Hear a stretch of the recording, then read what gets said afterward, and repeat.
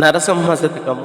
వేదముల్ చదివెడు విప్రవర్యుండైన రణము సాధించెడు రాజు అయిన వర్తక కృషికుడౌ వైశ్యముక్షుండైన పరిచరించెడు శూద్రవర్యుడైన మిచ్చు ఖడ్గము బట్టి మెరయుమ్లేచుండైన ప్రజల కక్కరపడు రజకుడైన చర్మమిమ్మెడు హీన చండాల నరుడైన నీ మహీతలమందు ఎవ్వడైనా నిన్ను కొనియాడుచుండెనా నిశ్చయముగా వాడు మోక్షాధికారి ఈ వసుదలోన భూషణ వికాస శ్రీధర్మపుర నివాస దుష్ట సంహార నరసింహ దురిత దూరా.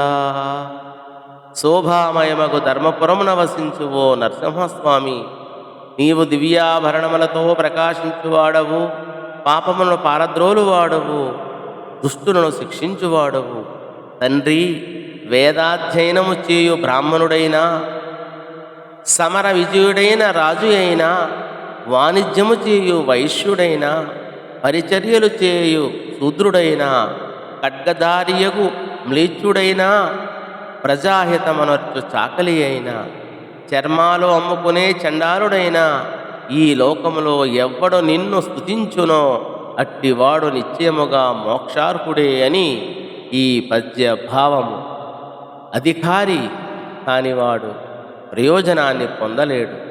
మోక్షానికి అర్హుడెవరు అంటే వర్ణాశ్రమాలు కావు, సేవలు కావు, సదా పరమాత్మ నామస్మరణే మోక్షార్హత. ఏది ఉండినా ఏది లేకపోయినా ఎవరి నాలుక మీద సదా దివ్యనామము కదులుతూ ఉందో అతడు మోక్షార్హుడు అని ప్రత్యేకంగా చెప్పనవసరము లేదు. ముంజేతి కంకణానికి అర్థమెందుకు అని సామెత అని ఈ పద్య భావము. ధన్యవాదములు.